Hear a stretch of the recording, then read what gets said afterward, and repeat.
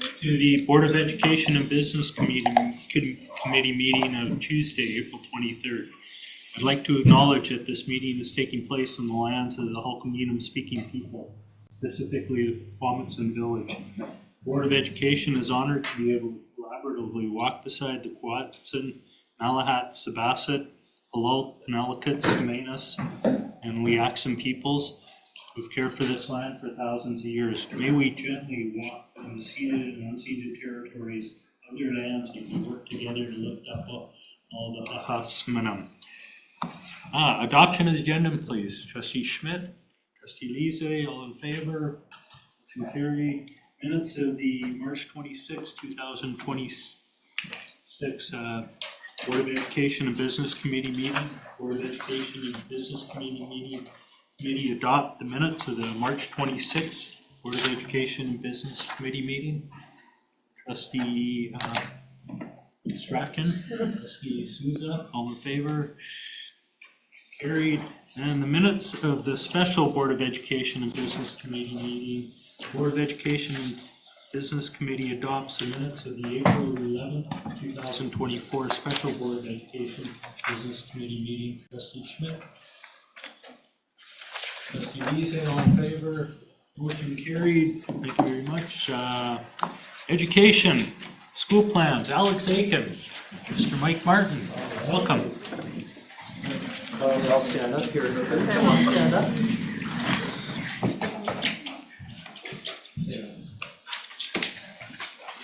Well, hello everybody. Nice to see so many familiar faces. My name is Mike Martin, principal at Alex Aiken Elementary School.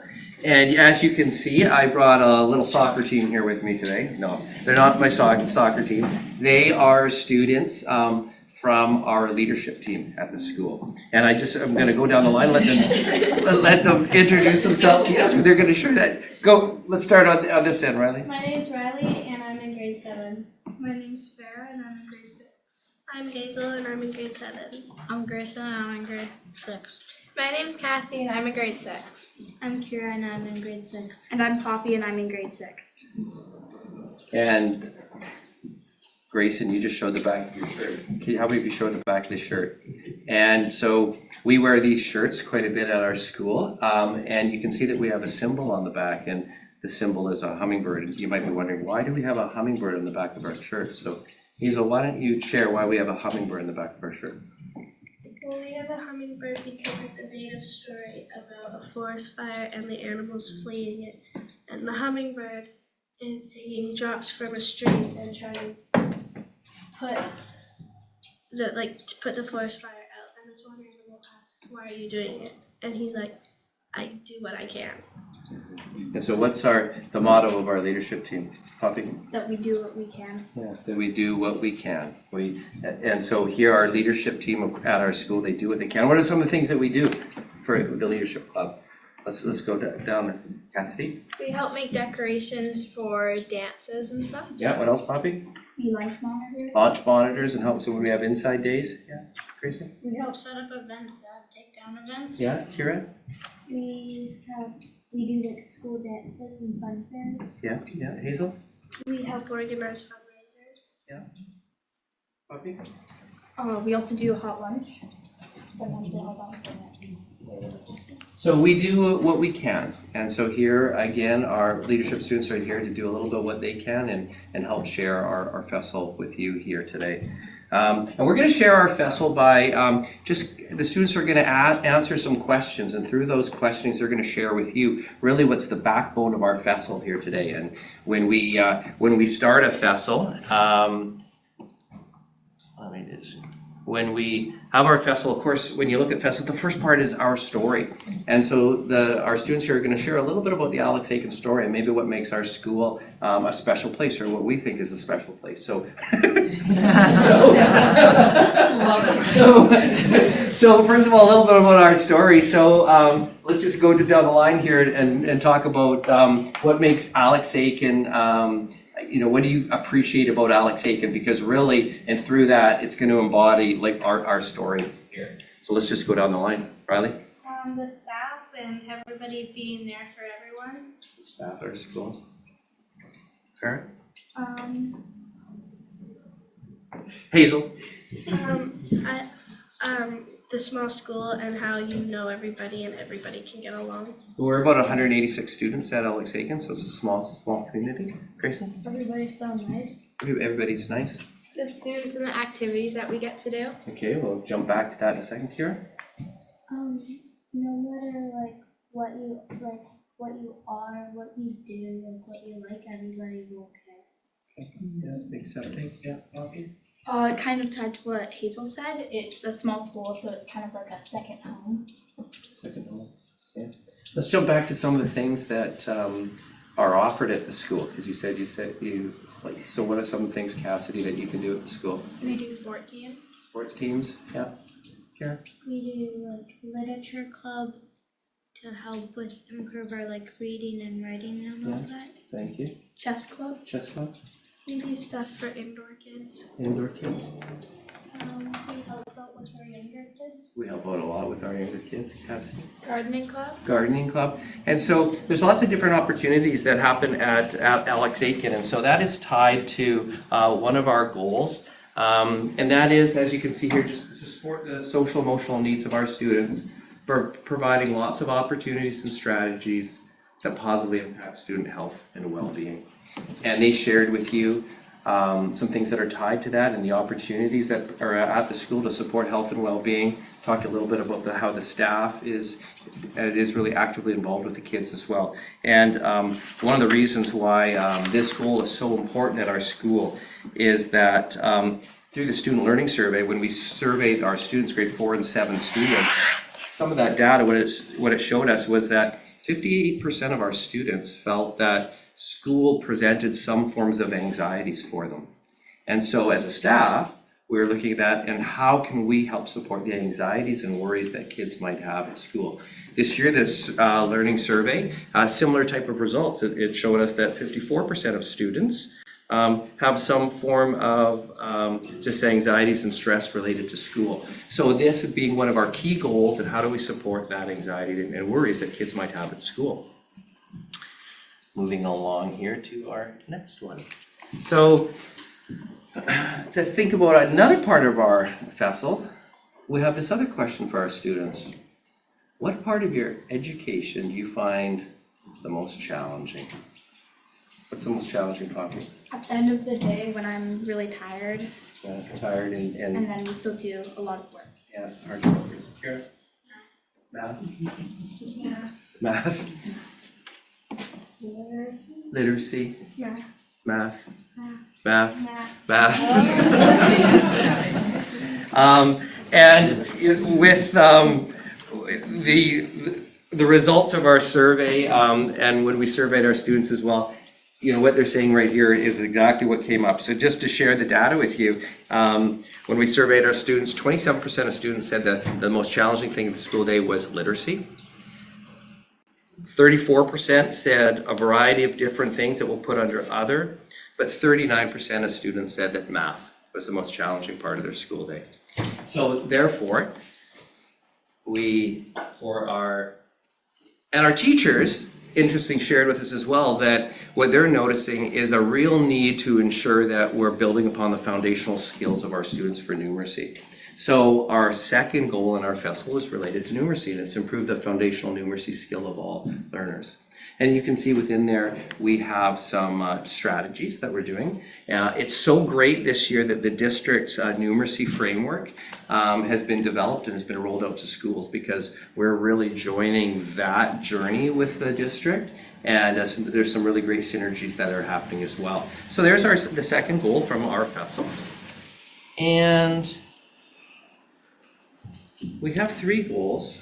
And the last goal is related, I think, to this question here. So students, when you think about your future, what's a non-negotiable skill, something that you feel that you need to navigate our world? So what's something that, without a doubt, when you leave school and you're all done with Alex Aiken, you've graduated from high school, what's something that you know that you're really going to end up in? Literacy.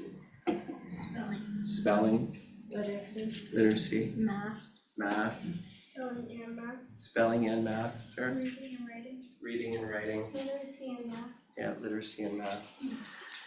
And so literacy is another of our foundational goals in our festival as well. And this is a journey that we've been working on with our students for the last number of years. And again, it's so great that we've joined the district as well in the literacy framework and the great work that's happening there, in recognizing that we value and of course really need to be continuing to work on the numeracy skills of our kids. So our third goal in our festival is to improve the literacy skills of students by focusing on the 5 critical areas. And again, what some strategies are there. We're implementing the district numeracy framework, staff development, a lot of staff development and collaboration, because of course, as the students are learning, there needs to be adult learning as well. And so the adults are joining the process and are learning alongside the students, so that of course all practices are continuing to grow and improve. There's our community right there, Alex Aiken Elementary. And so thank you for giving us this time to share your journal. Kira, do you want to say? Thank you for listening to us. Thanks for listening to our presentation. Thank you, Kira. And what's really is exciting with our festival is that, as I indicated earlier, there's a lot of synergy and work that's happening with the district work that's happening as well. And there's a lot of relationship between our festival and the district's actual festival as well, and the good work that's happening at the district level. And that's just trickling down to our teachers. They're joining that journey. And of course, it's happening in the classroom and really focusing on these areas that these students have talked about here that are important to them. So thank you very much.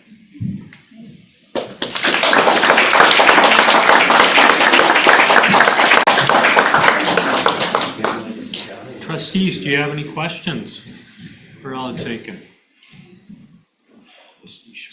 First of all, I'd like to tell you, Mr. Martin, that one of your students sitting in front of us today happens to be one of my former students. So I'm very excited to see Miss Poppy on a leadership team, because she was a leader in her class a long time ago. So well done, young lady. And it takes a lot of courage to stand there and smile and be positive, but be so honest.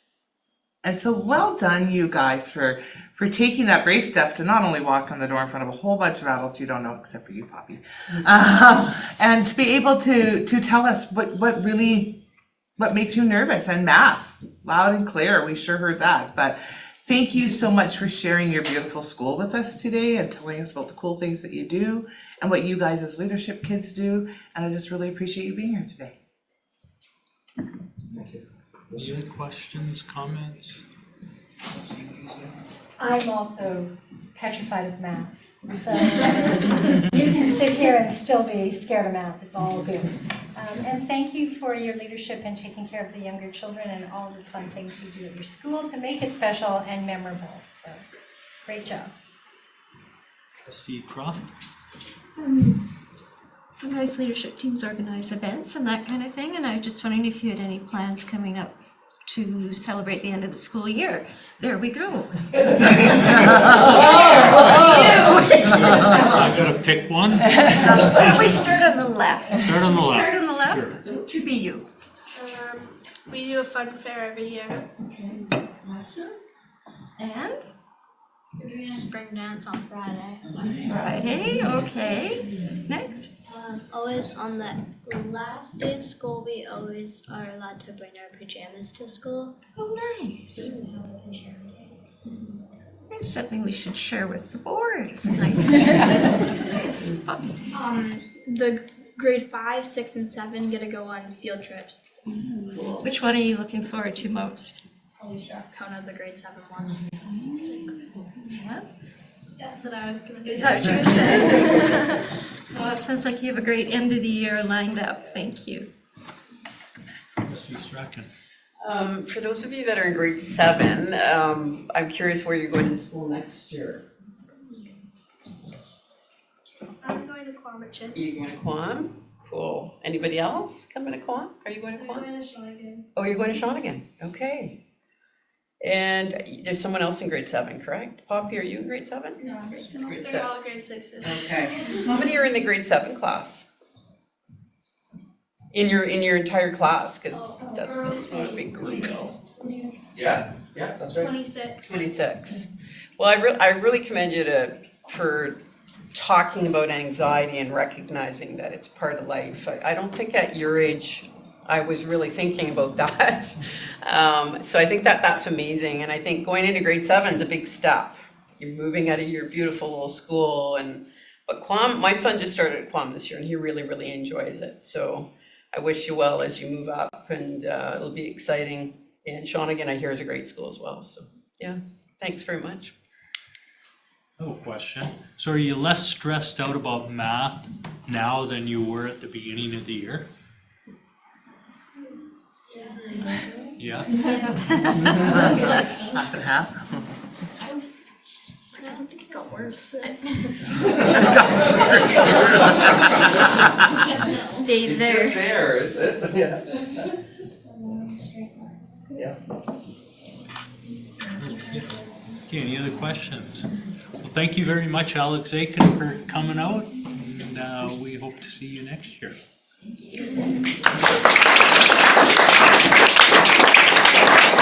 you want to stay to hear the next school, or would you like to leave back now? I'm fine. Let's hear the next school. They heard us. They heard us. Lovely hearing you. Support them. Yeah. Should we Up trade next, chairs? Francis Kelsey. Yeah, sure. We could trade chairs. Maybe that would work out. Now we all get chairs.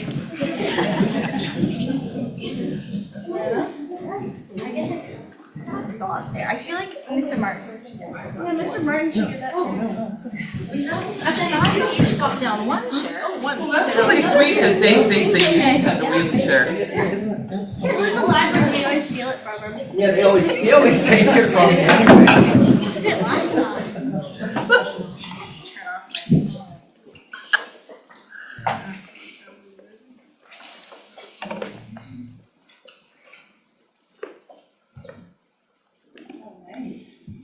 So, Francis Kelsey, shall we start? Yeah. So, I was sitting with the rest of our admin team and some of our teacher leaders, and we were contemplating how to approach this. And the suggestion from staff that we were talking with was maybe make it a little bit of a presentation, but also sort of conversational, because our framework for enhanced student learning, vessel, is sort of, it's a working document that we have kept alive since we sort of developed the latest iteration of it a year ago. So talked about making it a bit more conversational to share with you where we're at and where we're moving with our vessel. And so we'll kind of take it from there. And I've brought with me many wonderful students who are all leaders in our school. And I was actually just sort of thinking about all of you earlier today, and all of these students who will introduce themselves in a moment have come into their leadership roles in a very unassuming way. They're not necessarily our most visible leaders in the school, but they're some of our strongest leaders. And I was thinking about you guys all share a couple of things in common. I didn't realize when I invited you to join us, you're all part of student parliament, which is awesome. But all of you are, their superpower is kindness, and they are leading our school through initiatives that are driven by, I think, a lot of kindness. So if you wouldn't mind introducing yourselves, and you can stand up, you can stay sitting down, whatever the most comfortable is, but maybe share your grade and the ways that you are involved in our school. Who wants to start? We don't have to go side to side. Okay. Hi, I'm Bella Baker. I'm in grade 10, and I started the vaping awareness club at Kelsey. Hi, I'm Morgan Whitehead. I'm in grade 9, and I started a mental health campaign called Kelsey Positivity on Instagram, and I started working with these lovely people. And my superpower, I gotta say, is kindness, helping students out, making school a comfortable place for them. I'm O'Shea Lodenart. I'm in grade 12. I'm Prime Minister of Student Parliament at Francis Kelsey, and I do a lot of things to help organize events and other such things in our community. My name is Olive Flamin Taylor, and I'm in grade 11. I'm the secretary for VAC, and I'm the Minister of Clubs at Student Parliament. Yeah. And that stands for Awareness Club. And Tisha. I'm Tanisha, I'm in grade 12, and I mostly help people in the Indigenous room.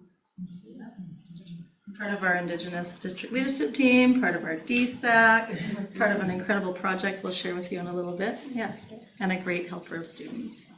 All right. So, and that was a picture of most of our school, not quite all in the frame because, as you'll learn in a minute, as you know, there are many of us.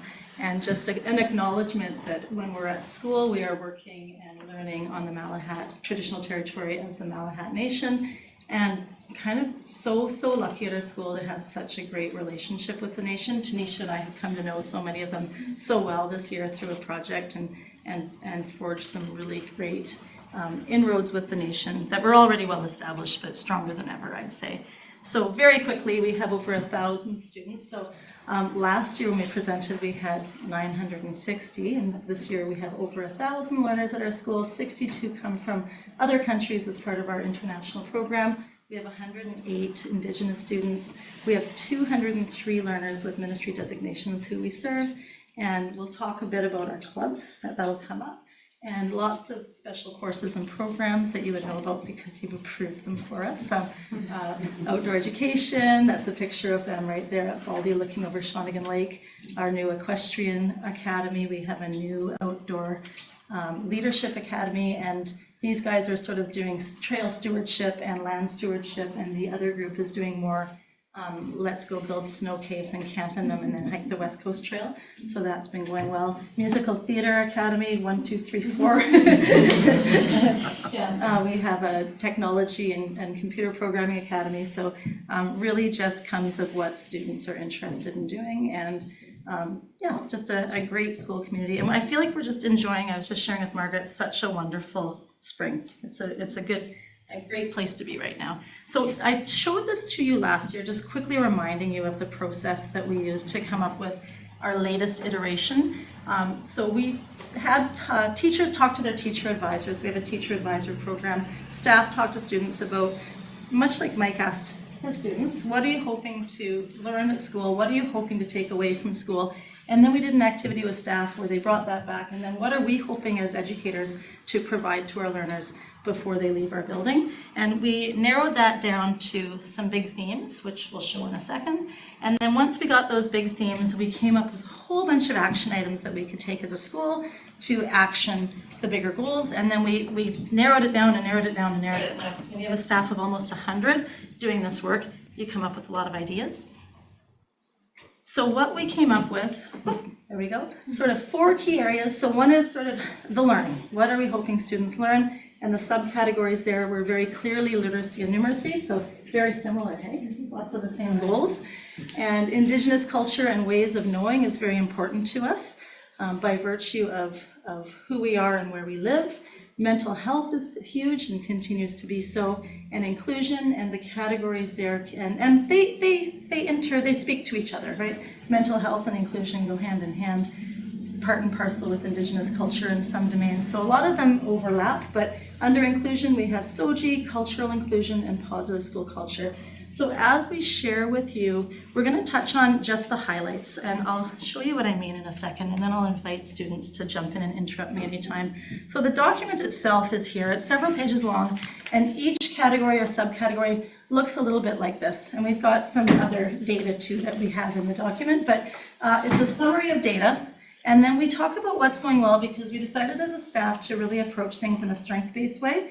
Ultimately, the goal of the document is to improve our school and move it forward. So we're really focused on strategies and on what we need to do. But we also want to acknowledge things that we have done or are continuing to do that are going well. So it sort of reads like that. And it looks a little bit different, but we came up with this format because it's what speaks to the people in the building. And we want the people in the building to live and work with the document. So the stage we're at right now, so that's sort of what we created over a year ago and presented. And where we're at right now is we're kind of looking at the next iteration. So as a school, we're looking at, if you look in the middle, what's going well, so the yay, what we can celebrate. And some of those things might be able to come off the list because we've done them and maybe accomplished a few things. Some of them we might want to keep, but there's another category where we have to keep working on this. So that turquoise is sort of the keep and amplify. And these are just a couple of examples from some work that students and staff have done. Nobody seems to want to send anything away and take it off our plate. So under discard, we're collating all of the feedback that we've received in the last few weeks, and there's not a lot of discard. So that'll be an interesting conversation.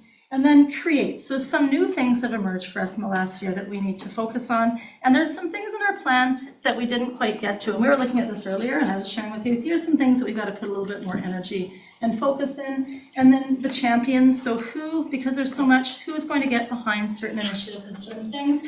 And so staff sort of said, me. And then we've brought them together. And a big piece for us, and we learned slowly sometimes as adults, student voice has always been important, but we've really learned that if you put things in the hands of students, they'll be done faster and sometimes better than if we did them alone. So we've got champions, and all of our committees and task forces are going to be opened up to interested students to join as well. So it's not just student input driving the work, but students will be joining us doing the work, right? So I've told our students that I'm going to kind of call on them, but also welcoming any of you to jump in and help me and interject anytime you'd like.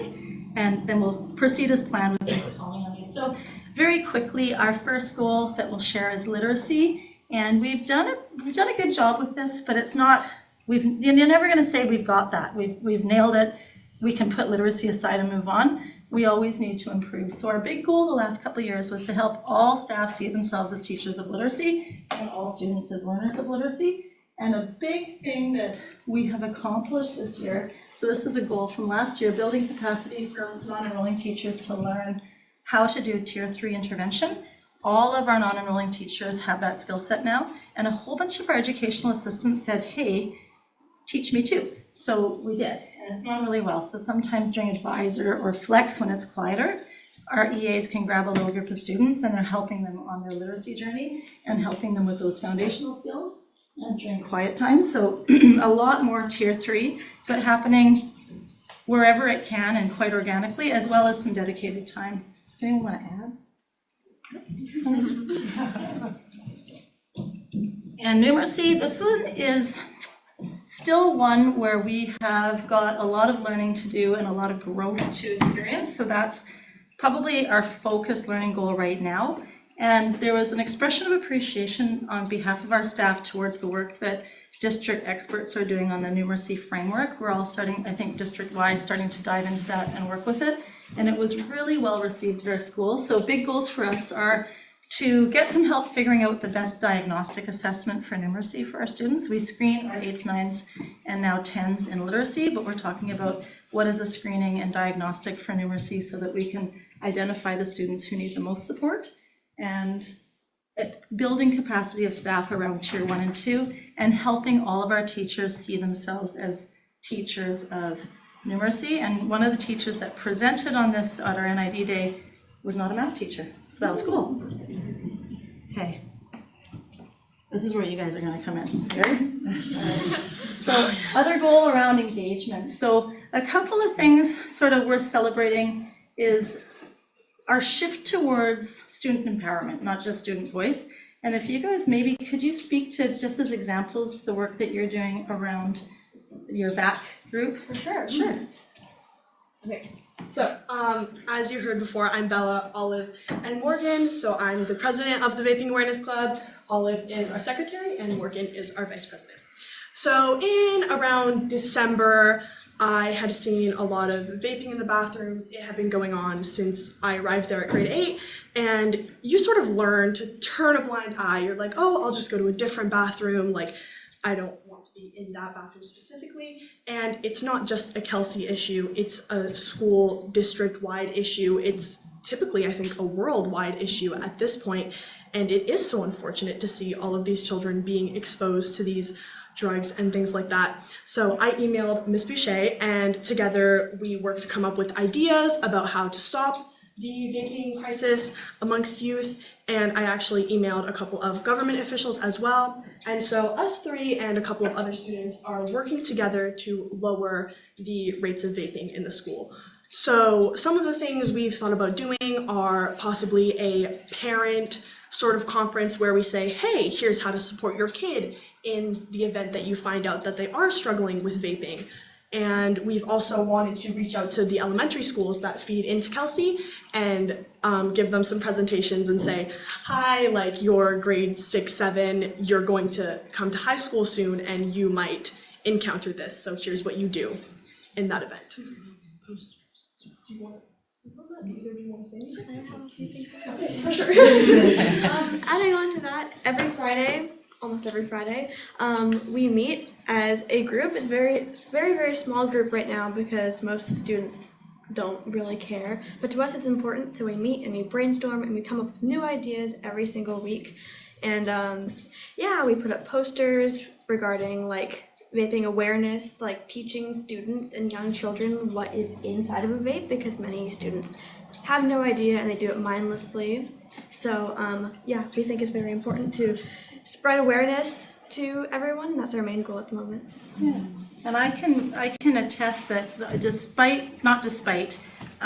lots of concerted effort on behalf of the staff to really work with students and help them understand that it's not healthy and it doesn't make everyone feel safe. And the steady decline and consistent with follow-up and what we're doing with students, but since their group started, it's changed very dramatically, right? And so it's that kind of, let students lead the charge and things happen. And even the way that we address it with students has shifted and changed thanks to the work. So, and just a couple other, and this will be the crux of our presentation, and then we'll wrap it up. But a couple of big things for our school is we have a teacher advisor block, and I think historically Jeff could help, but it was around managing some of those learning guides when it was a self-paced school. And also the importance of having a connection every single grade through high school. So grade 8, they start and they keep the same advisor through graduation. Siblings join. But I think without that other piece with self-paced, we're sort of not missing something, but we're kind of trying to figure out where to go. And then we also have dedicated time during the week where students can choose where they're working and what they're working on. We call it Flex at our school. I think it's Thrive at Cal High. But we are going to get some working groups together to talk about how to make it more meaningful.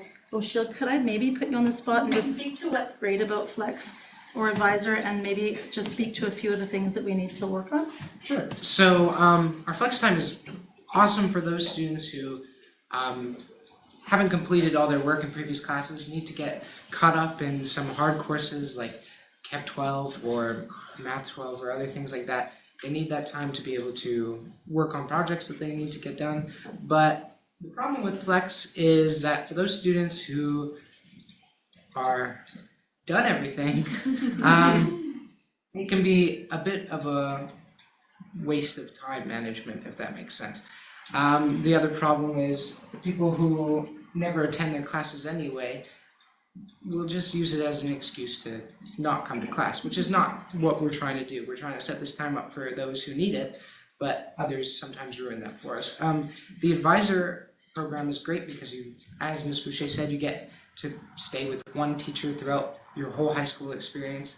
But it also has its time management issues with people not attending class, or teachers sometimes not giving out announcements or spending productive time in that, instead of using it as a time to just kind of sit around and chat sometimes. Those are the things we're kind of working on with Flex and Advisor, and those are the kind of strengths that I can see from those things. Thank you.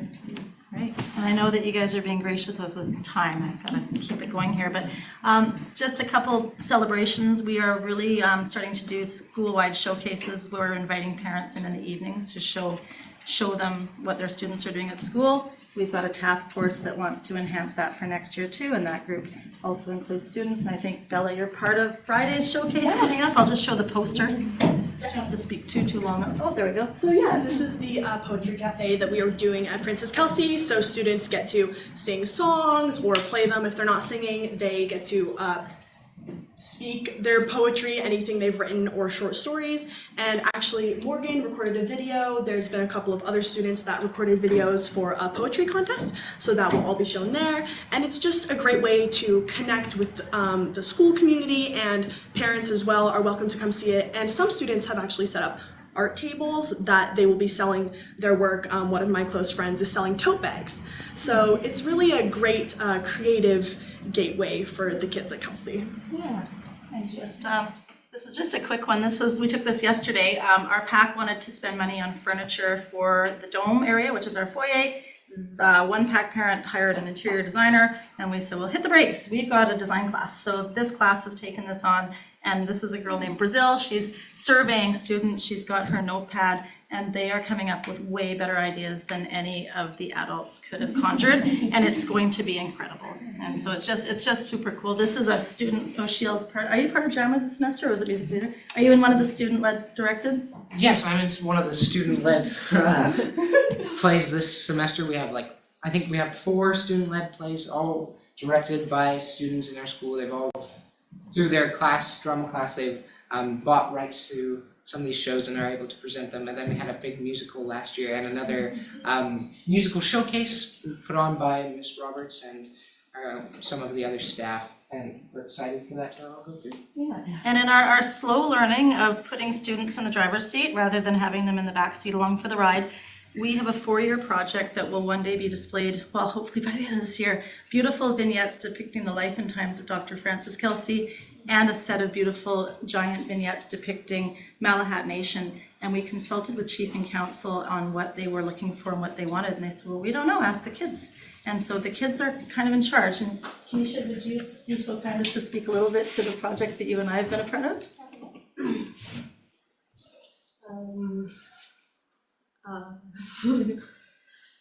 Starting the project with Malahat Nation, we're almost done it. We're working with elders, Randy and Jennifer, which is pretty nice that they're there with us. We kind of go there twice a week these days, don't we? Yeah. It's really fun because we get to meet new people, discuss what we want and if we want to change anything. I mean, we have fun doing it. We're not going back till May though, so we're aiming to get it done in June to show it when we do the red carpet. But they said if we can't do it, we could go back in September. I know that the adults they're part of the project really hope it's done before Tanisha graduates because she's been such a huge part of it. And these students have really led this last phase of the work, so it's been so fun. Yeah. One area that we have put some effort into, I'm going to go fast now, but really needing to do more concerted work, so we do have a task force to make some of these initiatives happen, although quite a few of them have.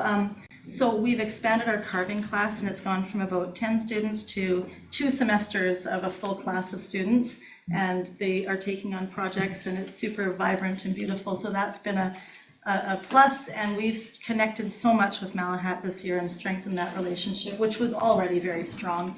And presenters in classrooms. So a lot of those pieces, we have work to do around language, Hulkaminam language at our school, and language learning. We've done a lot of work school-wide on how to do land acknowledgements and how to begin assemblies and begin meetings and begin even presenting school projects. So those things have gone well, but a lot of work to do specifically around language. We've done more celebrations, more gatherings, and more acknowledgements of events and times of year, but language is our big focus. Mental health, and I think we're out of time, but I counted about 20 clubs at our school. They are all student derived. So we don't have clubs this year that ran last year because the students didn't say we want that club. Maybe just quickly, what's a club that each of you is a part of? You guys are vape awareness? The Vaping Awareness Club, for sure. And then also, we are all a part of Student Parliament. Yeah. And Morgan, like she said, has started her own club around wellness and self-care. Yeah. So lots of clubs, and so continue to enhance clubs. All of our teams, we didn't have sports teams for all groups, so that was a goal. We have those this year. We are wanting to reestablish our mental health committee to include students, so that's our goal moving forward, and I won't share every single point in the interest of time. Another subcategory is SOGI, and that's kind of a sad picture, but we included it because it's a really positive story. Our sidewalk was totally faded at the start of the year, and students said, let's deal with this and fix it, so they did. and then somebody ruined it, so they fixed it again, and somebody ruined it, so we fixed it again, and now it's looking good. It's fading again, so when it's sunny out behind us. But this group has offered to help other schools and other parts of the district as well, so Have Paint will travel.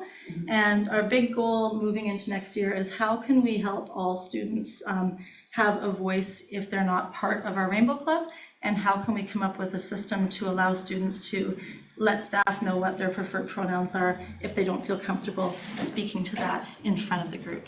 And another area too, very fast, so sorry, cultural inclusion. We have so many different people from so many different countries, and we want to do more work so that they see themselves reflected in the school. So I'll just let you read. But yeah, that is all, those are all active goals right now and work that we are doing. And we'll finish on positive school culture. O'Sheill's sister is planning our year-end celebration. So that's a picture of our year-end celebration, but students are taking the whole thing on this year with very little, total support from us, but little involvement. Our grads did a prom a few weeks ago, and all I did was order a cake. They did the rest, and it was amazing. So really, kids this age, even though they're old, they want to play, and they want to have fun, and they still want to be. So empowering that and doing more to bring students together, like our intramurals that is new this year because it was a goal last year. So I'll let you read. But what came out of that was more. Staff and students want more. More activity days, more fun days. Is there anything else? I do this. I talk and then I rush to the end. Yeah, just one thing about vaping, considering that this is like, I'm assuming you guys can reach out to like a whole bunch of schools as well. One of the things I did mention to Ms. Boucher was having vape detectors implemented into Kelsey, and we have obviously these security cameras which have really brought the vaping rates down. And I was doing a little bit of research on vape detectors recently, and we'd have to look into it further, but I think that would be a really great way to just bring those rates down even more, depending on what it looks like at other schools too. I want to say one thing real fast about the spirit and events in our school. We've had so many great successful events recently with dances. We've got another dance coming up. We've had spirit weeks. We've done the end of year celebration, and we're so excited for our end of year celebration this year.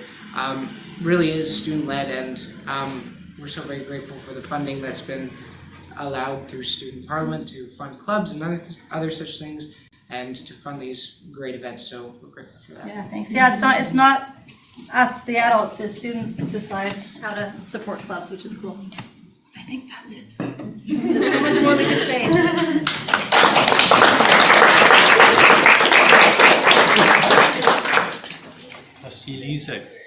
Oh, my heart is full. Coming up in regards to the vaping, what you may not know is that there was a committee here at the school board around vaping, and I was blessed to be a part of that, not as a trustee, but as a community member. And this was pre-pandemic. And so, because the rates were just going up, you probably know, and then during the pandemic, people kind of stayed away from each other, and it went better. But I would just like to say thank you, because we know that the success of changing behaviors actually comes from you.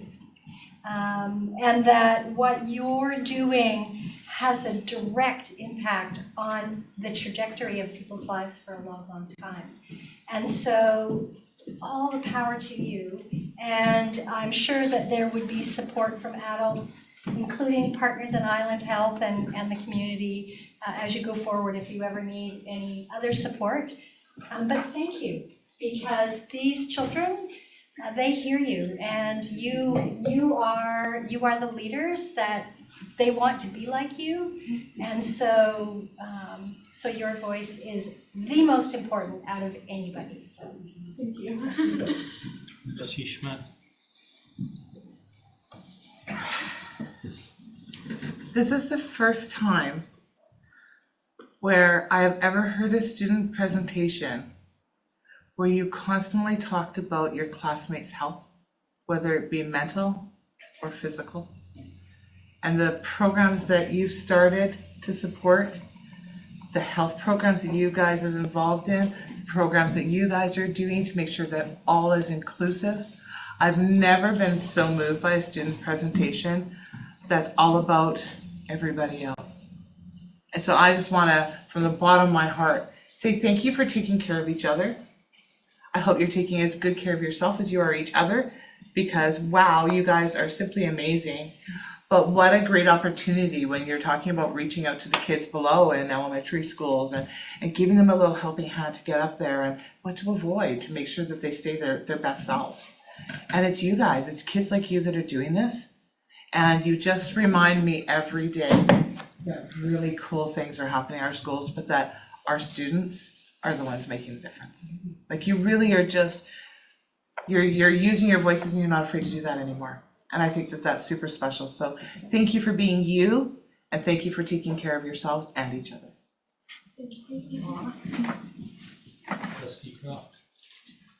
I have a really, really boring question.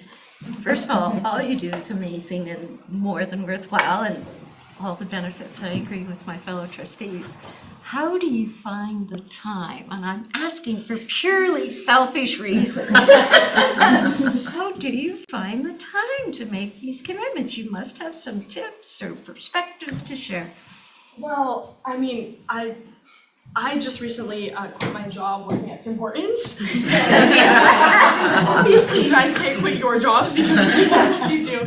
But that freed up my weekends. And even like half an hour, 15 minutes, or 5 minutes here and there, like when you're really committed to something, and like Morgan and Olive, I'm sure you guys like do this too, when you're really committed to something or you have something you really want to finish, whether that's art or like something you have to plan for a family event, whatever it may be, you find the time to put that in. And I'm like, sometimes I'll be in a class and there will be a lull where I don't have to do something, and I'll just like work on something from back on my computer or something like that. So. Any other tips and tricks forward? Yeah? For me, I still have my job. For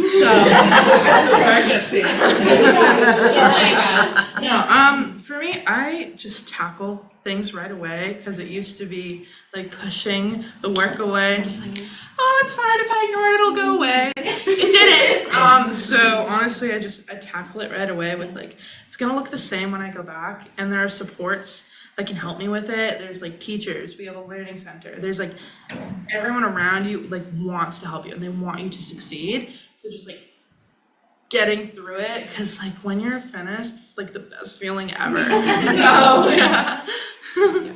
I got one thing to add on to that. Yeah, I just find time in classes. I think what's really helped is scheduling. Like use your online calendar. It helps. Tip to you guys going into high school soon. Definitely figure out your school schedules and learn to balance things. It takes a long time. It takes a lot of practice, but trust me, it's worth it. Yeah, just keep working hard and take care of yourself while you're doing it. It's the most important thing. Take breaks.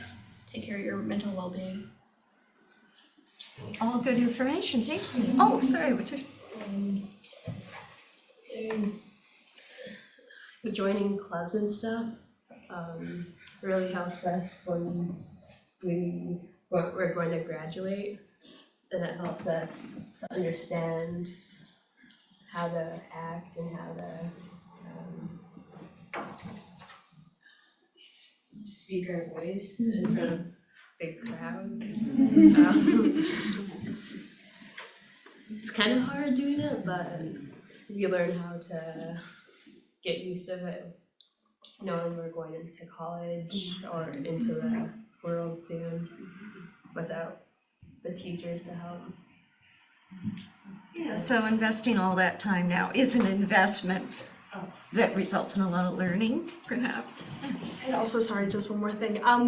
Delegate. Like our Minister of Spirit and Events, O'Sheill's sister, she is in charge of like so many of these big events that we have to do, and she can say something to me or Olive or Morgan, and we're like, yeah, we'll do that for you. So it's not all on her, and that's one thing that I think even adults might be able to do. Like, oh hey, you're capable. Like you're my trusted friend, so I can let you take care of this, and then I don't have so much on my plate. I'm going to take notes. Great stuff. Thank you. How do you guys find your relationship with your teachers now that you're doing more and more and more? Oh my god, it's great. Yeah. I love my teachers. Yeah. I love my teachers. I don't know. It's really, really great, especially because, like, I don't know, a lot of it, you can, like, there's more room for, like, a lot of it's more hands-on, I guess, and you can really, like, connect with your teachers instead of, like, here's a worksheet, off you go. Like, a lot of, and you can connect with them and you can ask questions. Like, I feel I have a lot of confidence in them where it's like they know what they're doing. Like, I feel really good, like, learning from them, and they know what they're doing, and they're nice people. I don't know. Yeah, I love my teachers. They're great. As you proceed in high school, usually I think your relationship with your teachers gets a little bit more involved. You're spending more time with them, especially at our school. We have some great teachers who volunteer to come a little bit early to school, or at least to us it's early before school starts, and they offer some help for especially the hard courses in grade 12, like Chem 12 and Pre-Calc and all these things. The teachers come a little bit early, like an hour or half an hour, and we get that time to work on some of the projects that they assign us. Do you want to say something, Tanisha? Well, my relationship with the teachers, I appreciate them for helping a lot. They understand my thinking, and they're preparing us before we leave the school, and we struggle a lot. Well, I do. And they're taking the time to get me ready. So, I just want to say I love all the adults in our building. I think because I'm in grade 9, I haven't been here very long, and it's really important for me to build those connections like fast and not like at the very, very end. It's nice to have a good relationship, especially with Miss Boucher. It's been amazing. I feel safer. Yeah, Kelsey's like a second home to me now that I'm more connected with the adults. I think it's really important. Yeah. Yeah. Mutual respect is definitely a big thing that I feel like being grade 8, I was like, oh, I'm still a baby. I'm like, I don't know what's going on. But as you get older and you start to reach out and you ask those questions, and once I did email Miss Boucher, we're like, now we're on that term where I can go speak to her about anything I have an issue with, and I feel that way with a lot of my teachers, and I've had them in a lot of my classes, and it's great to just be able to wave to them in the hallways, kind of like a friend, more than a authority figure, like No power struggle. And how's your relationship with your fellow students, especially the shy ones and stuff? Do they see you doing this and come out of their shell a little bit, or? I will speak on that. I am a shy kid. Yeah, I am a shy kid, and yeah, I actually met most of these people through theater, and yeah, I think I saw what they were doing. It made me feel comfortable to come out of my shell. I can like communicate with them, and they weren't judgy, and I knew inside I had the power to make a change. Like, I had a goal, and they helped me like get out there. And I think it's really important, especially for some older students in our school, is to help the little shy ones get up there, because yeah, it changed my school life for sure. Would you have done this a year ago? No. No. I think because our school like has so many different people, with all the clubs especially, it's like how kids can connect, and how like little kids who are coming into the school can see a club and they're like, oh, I'm interested in that, and go and meet people who are also interested in the same thing. Especially theater, 100%. It's crazy, chaotic environment, but it's so great. Like, I remember little grade 9 me was put in theater. I had no idea what I was doing. And then like, well, yeah, then 2 years later, I'm like super involved in it. I love doing our plays. I love it. It's so good to have like those connections with the other students from the extra like the exploratories and extra clubs and everything helps so much. 100%. Yeah, I definitely, going into grade 8, definitely didn't have my group either. So being an older student and remembering what it was like to be scared and not have my own little group of friends that I do now, I like to reach out, and we're sort of, Morgan does this too, we're sort of always watching, and if we notice someone is like sitting alone, sometimes we'll be like, hey, like, what do you like to do? And do you want to come hang out with us? And recruiting people to theater is actually a great way to do that. Because you're sort of forced to be extroverted when you're put on stage like that, you know? Yeah. Theater kids are the best, sorry. Do you want to go? Sure. Okay. There's a problem with the indigenous students in the indigenous room. They're shy, that they don't want to go to their classes. I'm friends with most of them in the indigenous room, which helps me understand what they're going through and why they want to go to class. But the thing is, I encourage them to go. I walk with them sometimes. We take a lap before I take them to their classes. Sometimes I can't, which is okay, because understanding why they don't want to go is because they're shy and they don't want to stay in class. But we're trying our best to help them go to classes and try and encourage them to stay in there until the class is over.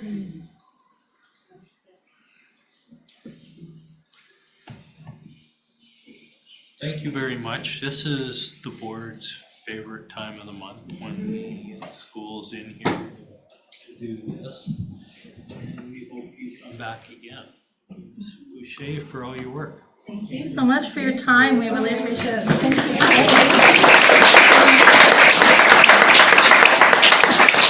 I think our group driving here was super excited to hear your group too. Yeah, Oh, yeah. Oh my God. You guys did so good, and it was just so lovely to hear from younger kids. Thanks so much. Thank you. All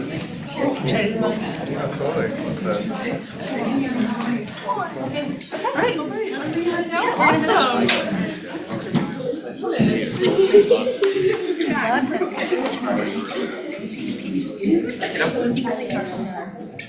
Senior kids.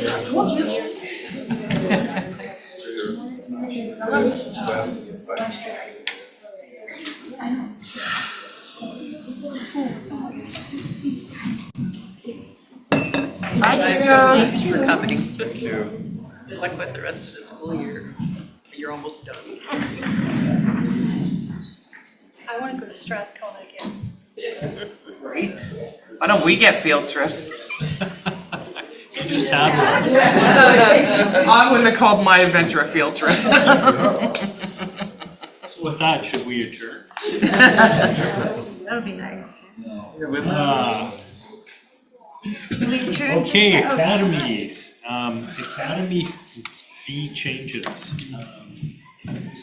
I will start by introducing Mr. Rowan, who is the lead around Academy. So he's going to walk you through a couple briefing notes and some motions and actions for your consideration. Thanks, Robin. Yeah, so this year, the Academy ones is, I think, is pretty straightforward. The first briefing note is the current academies, and there's no fee change to any of these academies. So going through them, the first one, Couch and Secondary Rugby Academy. This has been going on since 2021, and you can see the fee schedule there is $550 a month, or $5,500 for the school year, the 10-month school year, with international fees being $1,500 per month. No change. That is actually the current cost this year. 1,500 or 15,000? 1,500, so it ends up being 15,000 for internationals. Yeah, sorry, 5,500 for students from BC, local students, and 15,000 for international. Okay, so that's Couch and Secondary Rugby, and then the rest of these are from Francis Kelsey.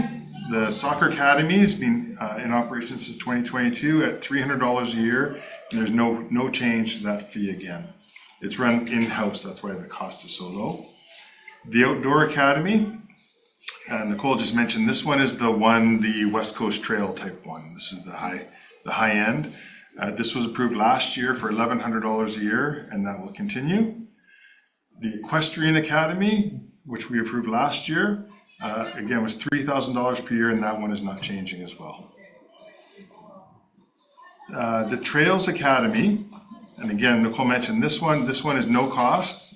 Students building trails, outdoor orienteering, other kinds of adventures for their socials and PE credits, so no fee for that one. The Fine Arts Academy is the combination of art and theater, no cost for that one. And the Coding Academy or Computer Studies, people refer to that one in two different ways. Students are getting their math credit as well as computer skills plus certificates at no fee for those academies.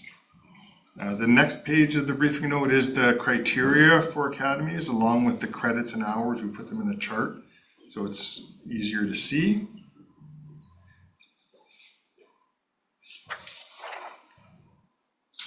And Robin, to turn it over to you for recommended action, or do you want me to keep going? You go. Okay. And the recommended action is these academies have already been approved and are established. There are no fee changes. So we're asking the board to approve these academies as they are for 2024-25. And then the motion, I can't remember, motion I do or you do? You do that part, yeah. So then there's the four motions. You do it. I only do it once a year, Ed, so I can't remember. Trustee Schmidt. I was going to say, so moved the first motion. Okay, seconded by Trustee Croft. All in favor? All right. Second motion. Do I need to read them out? That's okay. That's okay. Second motion. Is it actually okay? Sorry, Mr. Chairman. I think you can already, yeah. Okay, great. Thank you. All right. Good. Second motion. Trustee Croft. Trustee Souza. All in favor? Motion carried. Third motion. Trustee Lise. Trustee Schmidt. All those in favor? Carried. Fourth motion. Trustee Strachan, Trustee Souza, all in favor? Carried. Well, that was easy. And then there's a second briefing note. Can I just ask a question? How are they for attendance? Are they mostly full? Like where? I would say yes. Yes, they are. A lot of these academy programs are very popular because it depends on student interest. There are other programs too, especially some of the ones here that we're doing for free. I know some of the other schools have programs running in somewhat of a similar vein that they didn't want to pursue them as academies at this point, but these are great programs for student interest. They really are. And through the chair, do we have any opportunities for students who don't have the funds to partake in some? All of those have a angel clause or hardship clause with it. Thank you. Okay. Okay. The second briefing note is these are the academies where there is a fee change for the coming year. There are two academies with fee change. One is the Francis Kelsey Ice Hockey, and the other one is the Cowichan Valley Performing Arts Academy at Seabolk. So this is the background on the Ice Hockey Academy. This academy actually is very long-standing. It was done in 2013, and it was done through the RPM hockey group as the provider for expert coaching and instruction. At the time, the cost was $1,200 per year for that extra. That includes ice time, materials, plus the extra coaching. A couple of years ago, in 2022, Kelsey moved it over to an in-house model where it's more of a PE teacher doing it with the class without expert training. They would like to go back to the expert training. I think having the in-house, the level of instruction just didn't quite meet the needs of the community for ice hockey. And the cost for that academy now would be $1,425 for the year. And there are very similar programs to the north and the south of us in other districts. Yeah, so that's the background for the ice hockey one. So it's not a new academy because this has just been a different permutation going back to the old permutation, and they have a high demand for ice hockey. I'll say I'm not super involved now, but having been in ice hockey and knowing a lot of parents, well, it seems like a cost. In ice hockey terms, it's actually very reasonable. It's a very reasonable cost. Trustee Croft had her hand up first. So the 1,400 is just the fees. There's no equipment and that kind of thing. Fees, no equipment, ice time, pucks and water bottles, all that kind of stuff, equipment, but not, people bring their own gear. Yeah. I'm not surprised to see this because I know with the new U15 and U18 coming to town through the Cowichan Valley Ownership Group that to keep the kids in this program, they would need to up the program to have a professional coach. So I'm not surprised to see this sitting in front of us today. Yeah. Okay. So I'll move on to the Cowichan Valley Performing Arts Academy. This academy was originally approved in 2021. It's run through CVOLC with Adage Studios as the provider. The Adage, it's run out of the Duncan L building. It's running fine there, but the utilities costs are very high, as Jason's told us. So this one is a fee increase of $25 per month. They're wanting to increase it from $425 to $450. Over the 10-month period, the overall cost would now be $4,500. And this is covering the just inflationary costs of utilities and some staffing. Okay, and then the second page is again the criteria and the chart with the hours and which areas it's attached to. The recommended action is that the board approves the Francis Kelsey Secondary Ice Hockey Academy change in fee structure to $1,425 per year, and that the Cowichan Valley Performing Arts Academy at CVOLC fee be increased to $4,500 per year. Okay, we have two motions on the table. The Board of Education and Business Committee recommend that the Board of Education of School District 79 Cowichan Valley approves the change in structure of the Francis Kelsey Ice Hockey Academy and authorizes the 2024-2025 fees be set at $1,425 per year. Trustee Schmidt and Trustee Croft, all in favor? Motion carried. We have another motion that the Board of Education and Business Committee recommends that the Board of Education of School District 79 Cowichan Valley authorizes the 2024-2025 fees for the Cowichan Valley Performing Arts Academy be set at $4,500 per year. Trustee Souza, seconder. Trustee Jackman, all in favor? Oh, question. I have a question, yeah. So you said that they're operating out of Duncan L, but aren't they operating out of Duncan Primary? Sorry, Duncan Primary. Right, searching for the word, yeah, Duncan Primary. Sorry, just making sure. And then would it be fair to say that the rise in this fee is comparable, because a lot of other places in Cowichan, is our increase in pricing a pace with other providers, would you say? I would say so, yes. I think everything's had to increase a little bit in the energy costs and food costs. Okay, all in favor? Motion carried. Thank you, Jeff. Now we go to draft climate action report. Who's speaking on this?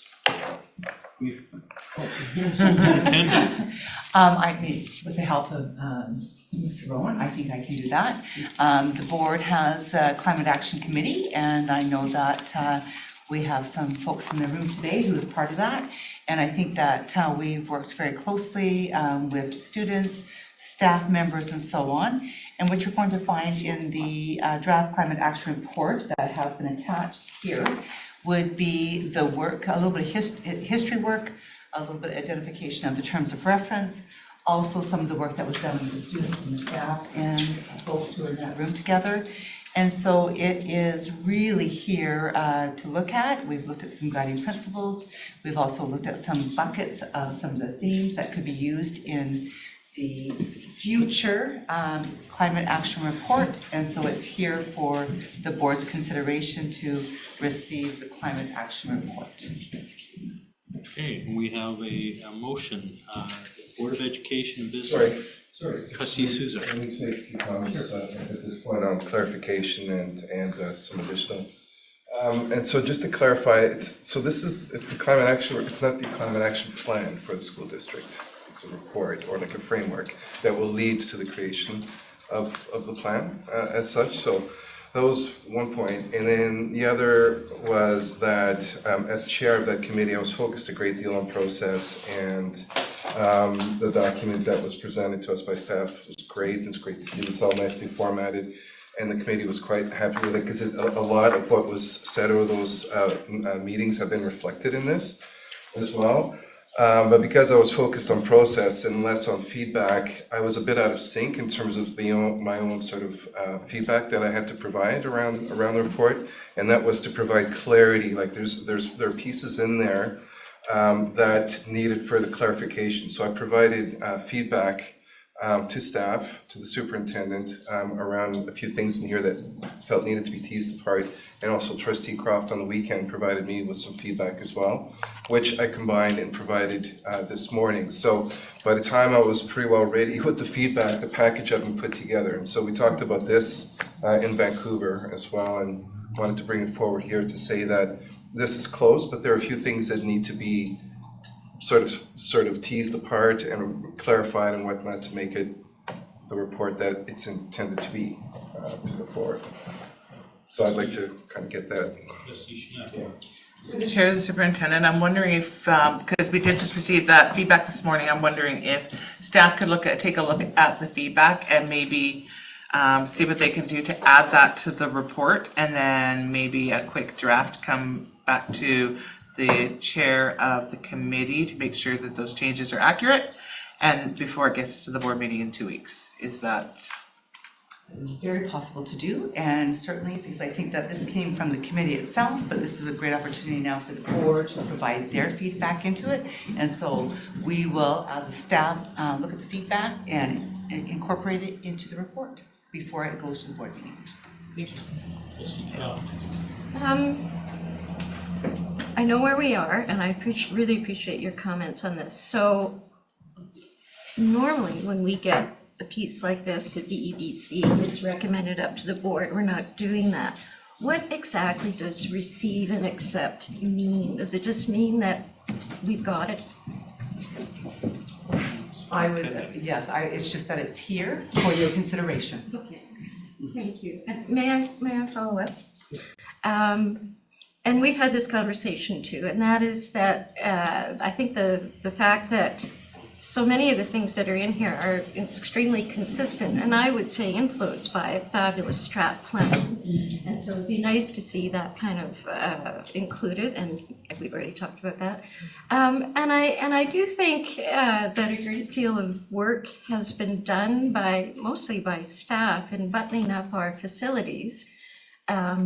And that we have been turning our attention to having facilities that are energy friendly for the last 15 or 20 years. And because this is a framework and not a report, it would be nice to just a sentence saying that we have reached, what am I trying to say? That we have accomplished a fair bit to date, and just sort of honor those accomplishments to date. So those are two nods that it would be nice to see in the final piece. And also with the process, the board's receiving it, because we had talked about the board will receive it and then possibly send it off to advisory to make sure that our partners at that level all receive it and get a good look at it as well. So that's why the board's receiving and not adopting, because they're going to receive the edited draft, send it back to advisory and let it do a loop there before it comes back to the board for strat plan. So that's why we're just receiving it at the board level, because we're not taking action on it yet because we need it to go one more time. Yeah, and just to say, I did incorporate Trustee Croft's comments this morning in terms of previous action and sort of like the mitigation strategies that the district has successfully implemented in the past, because yeah, the piece wasn't quite there either, and it's just important also to note the important work that's been done that way. So it is in the latest draft as of this morning. So yeah, just to say that, and yeah, process-wise, if it could, although I have my surgery tomorrow, I'm back functioning again on Monday or Tuesday, so I'm happy to take a look at the next draft before it goes to the board as well. Trustee Crawford. I'd just like to compliment the amazing work that's been done on the committee and led by Trustee Souza, and that you know, the rock may have been partway up the hill when you got it, but it was still a rock that had to get moved uphill. And the buy-in and the enthusiasm that the process has found with the committee and the passion that it has tapped into has been truly exceptional. And I just think it's just fabulous to have this framework available to us. Thank you. Yeah, we have a motion on the table. The Board of Education and Business Committee recommends that the Board of Education, the School District 79 Cowichan Valley, receives and accepts the Climate Action Report. Trustee Croft, or sorry. Well, a point of clarification, does the motion have to change because this report is going to change in the next week or so in terms of accommodating? Is it an amended or what? It doesn't have to be amended? You're receiving this report as it is right now. You're recommending that the board receive this report as it is right now. You would have to have another motion with a series of amendments in it to change it. Sorry. Can I clarify? Is that possible? I think you're just accepting it as it is right now. You're receiving it, you're accepting it, but later on when you want to look at adopting it, that would be probably when the motion changes. Right now there's the ability for it to be revised and adjusted. Yes. Okay. Okay. Sorry, again, Board of Education and Business Committee recommends that the Board of Education of School District 79 Cowichan Valley receives and accepts the Climate Action Report. Trustee Souza, Trustee Croft, all in favor? Okay, motion carried. And now we go on to business and operations budget. Mr. Sandquist. Thank you. I'm bringing up the slideshow here.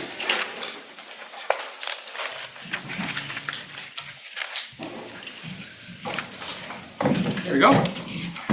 And thank you for your patience. We had a presentation ready to go on Wednesday, and then our financial situation changed late that day, requiring additional work to be performed to come up with some additional new options.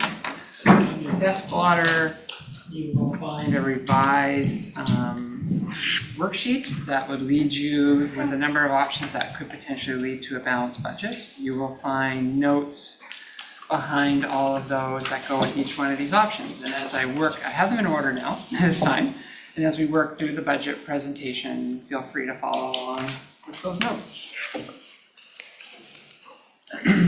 Always starting back with the budget guiding principles, noting that our strategic plan guides the budget.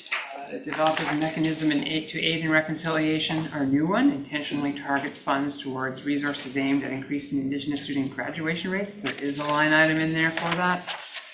Is developed on the principles of equity, must be developed in a transparent process, and must include public and partner input through communication consultation. And we'll talk about that. Could you pass that down, please? Accounts for uncertainties of inflationary pressures. We are getting a little more certain around those. Complies with the School Act, collective agreements, and other regulatory requirements. In other words, we can't have a deficit budget. The School Act requires that it balance.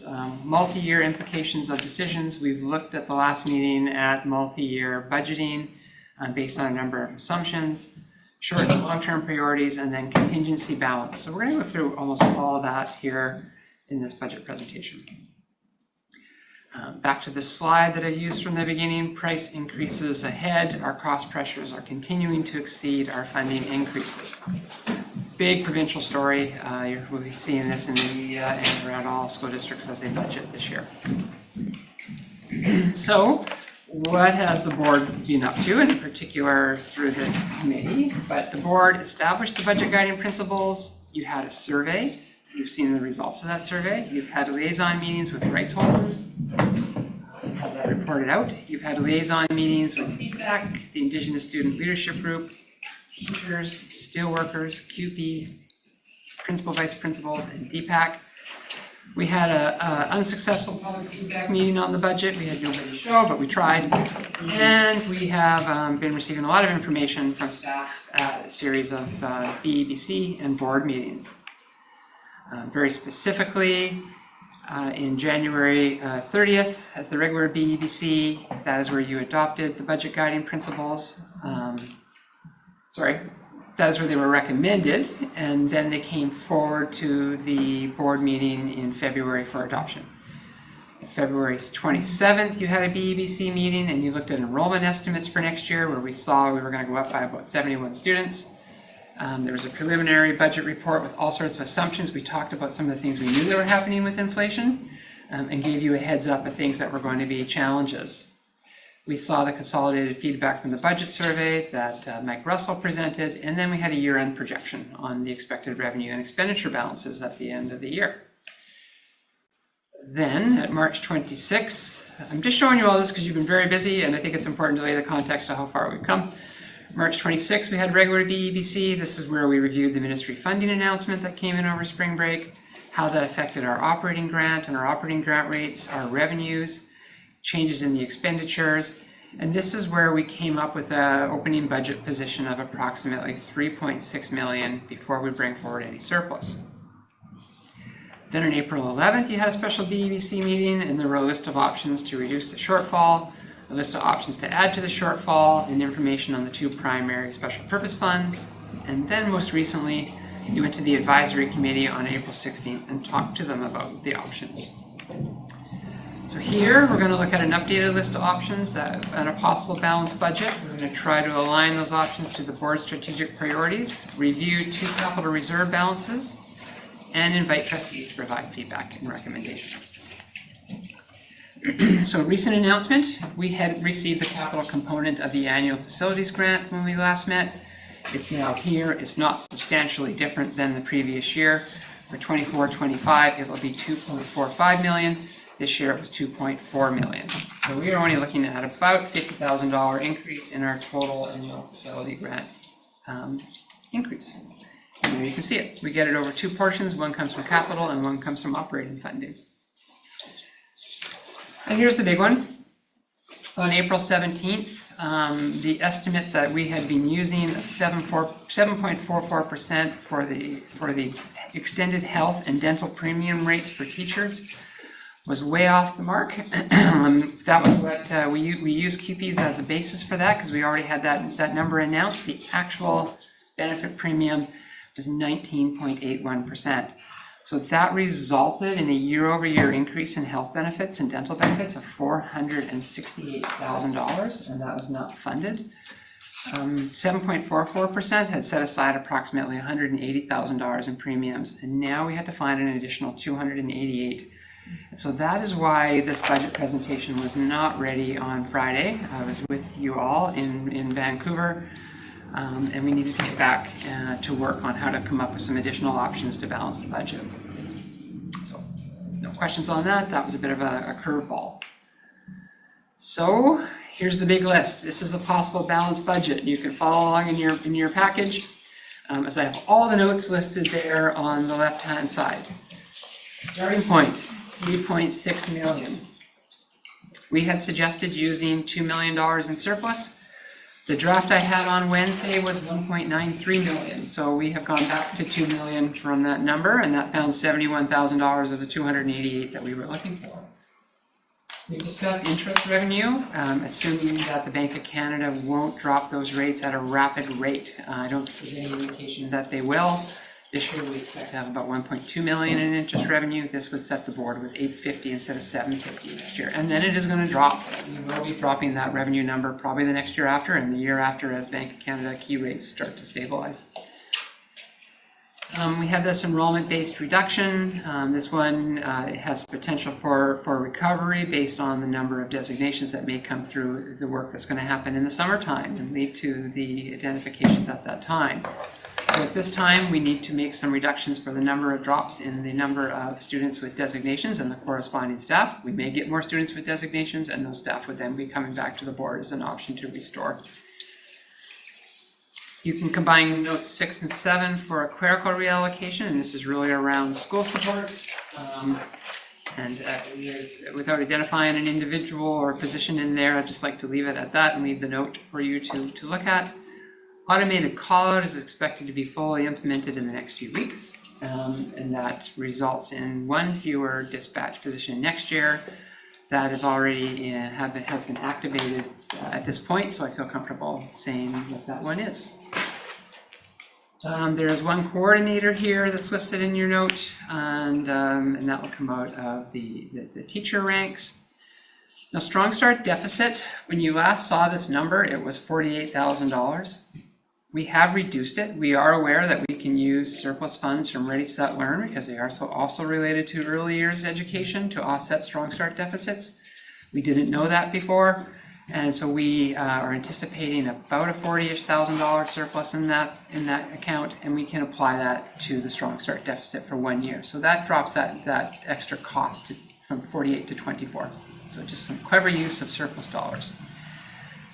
Childcare itinerant position, we still haven't heard if there's going to be a year 3 on the early learning and care grant, so we are being conservative to maintain that position in the operating budget.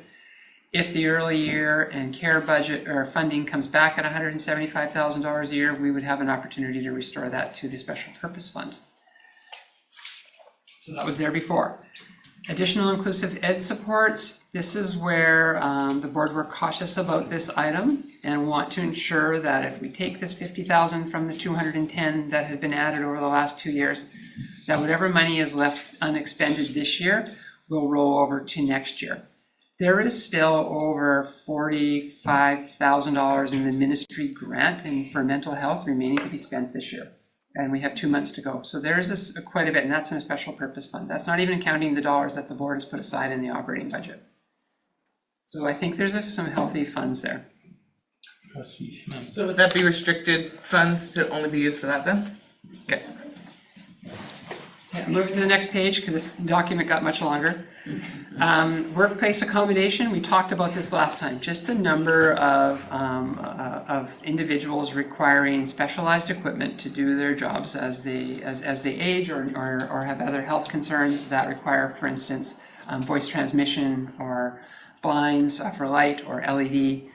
We need to make sure we have a little bit more money set aside there. Contracts, we're hopeful that the website will be completed, and that's where that will come from. If not, there is enough within the long-range facilities plan and community consultation areas that we believe we can drop that number by $30,000 next year. And you can see I have some strategic priorities on the side here, and those are just my allocations. You can make your own judgments on which ones they align to. But I felt, Indigenous learner outcomes, setting aside $100,000 was really related to both learning and Indigenous ways of knowing, but I just put one down. The move to new Coetzin second, we can pause. I got a question. Coming up on the next one. Okay.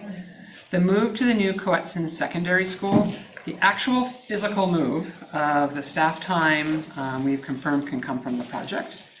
So this is really specific to those other supports that happen that the project doesn't fund, such as the uniforms, for instance. And then my question being, in here it indicates Indigenous learner outcomes. Is that a mistake Probably. of note 16? Because I'm thinking, I don't know if that's about uniforms. So Just copying the template over, and I forgot to pull the tab down. So thank you for catching that. I figured it was something, but I just wanted to make sure, unless there was some pot of money somewhere that... Please just transpose that other item above to the line below and forget that I made that error. Not to worry, thank you. I just wanted clarification. Good catch. The next item here we have, and did you get all the notes? I think I got all the notes. Is dual credit tuition, note 17. where we have the need to add $50,000 to the budget. Question? Don't we just receive the cost for the kids to do dual credit from the government and send it to the government? So why is this costing us anything?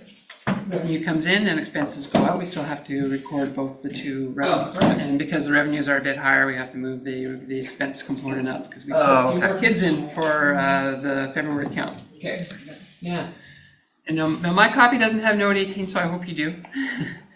Yep. Thank you. So note 18, community center rental. So in working with Director of Inclusive Learning, Temporary Director of Inclusive Learning, as that new scope opens, we won't need the community center in the way that we currently do. So as an overflow space for gymnasium, we have a much larger facility available for the children in the new build. We have a question? Do we do? Sorry, Trustee Lise, Trustee Croft. And in the event that the gym is not available for September, does that impact this number? Yeah, probably a little bit. But I think it's not material to the overall balancing. We would just use other contracts line items to cover that. That's my question. Line number 19, this is not a cut to the careers program, so I just want to start with that. What we did is we took a revenue item out, and this was the matching expenditure that we didn't take out until we had further conversations with the careers department that it indeed was a carryover from year to year. So we moved a grant, and this is the corresponding expenditure line that goes with it that wasn't picked up in the first draft of the budget. So just want to be clear, it was more of a housekeeping item than a reduction to anything we're doing in careers and trades.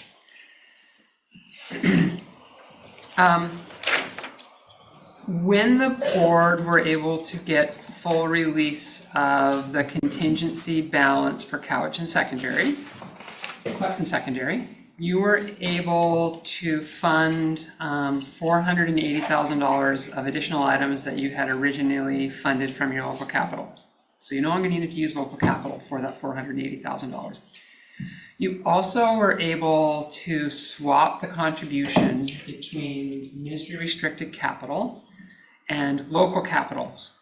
Swap them, so we wrote to the ministry and we were able to draw more from the ministry's grant than the local capital grant. So you restored about $1.4 million in local capital through those two actions. So what we're suggesting is rather than use operating funding for a capital item like the software upgrade, you could access $45,000 of that $1.4 million local capital budget, thereby taking that pressure off the operating budget. So this is one of the items that we came up with as we tried to find a way to fund the $288,000 pressure without going into any more staffing. Okay, is that understood, that part? Okay. Pension premiums.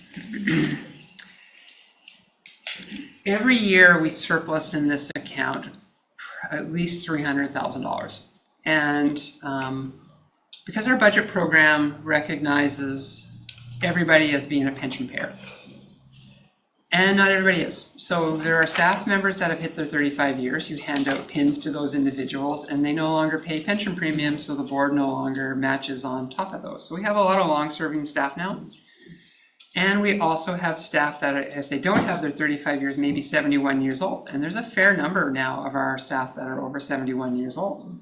So we don't pay pension premiums. So the program doesn't carve those individuals out.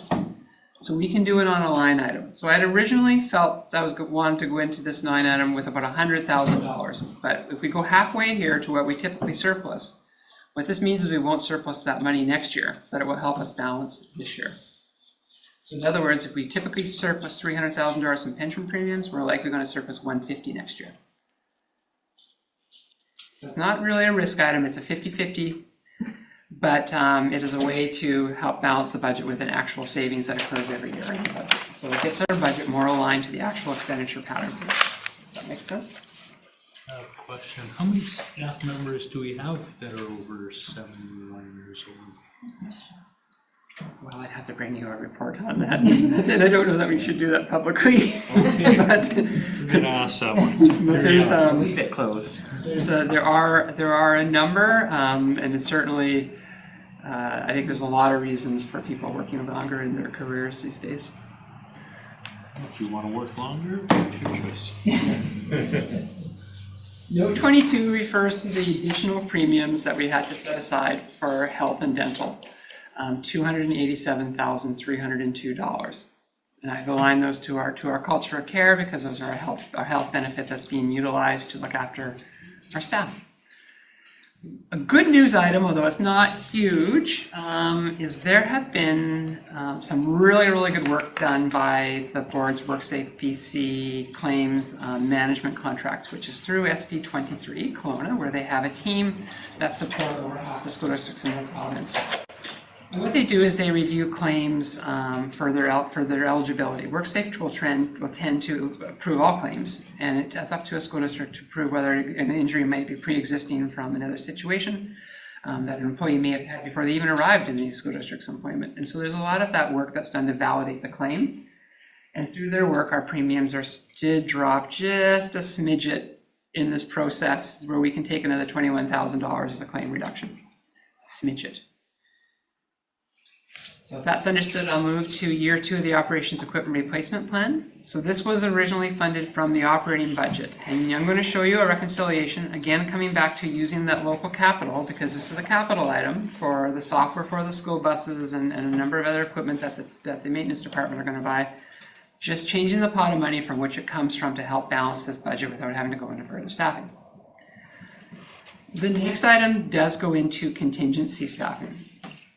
So we currently are under our allocation in our staffing model slightly by about 2.6 FTE. So I'm making a recommendation that we take a half teacher from contingency, and it has a value of $600,000. That leaves 2 teachers in the event that we have our staffing model. 60. What did I say? 600. $60,000. I'm in the wrong profession. $60,000. I'm talking, there's big numbers in here. $60,000. It leaves the board with $2 million. But if there are additional students, they come with funding that drive those additional staff. So this is really around one student arrives in a school and it tips you over, and that doesn't happen that frequently. So most of the time it tends to balance itself out. So we have had years where we've been tighter on contingency. We've had years where we've had more contingency. But I think this is another one where maybe it doesn't have a major effect. Trustee Croft and then Trustee Sousa. I'm looking for the dumbed down version of this, so tell me if I have it right.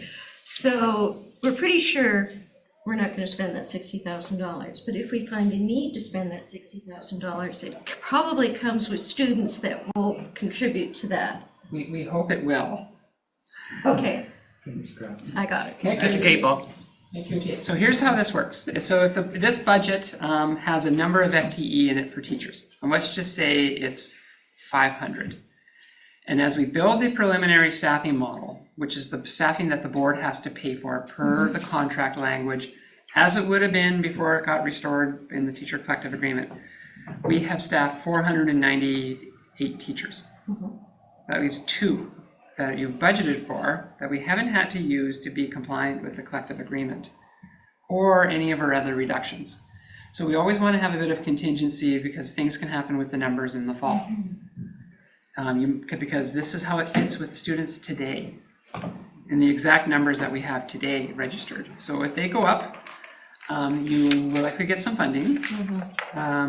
And hopefully within the balance of the 2 that are left and that funding that comes in, you'll be able to take care of that situation before September 30th.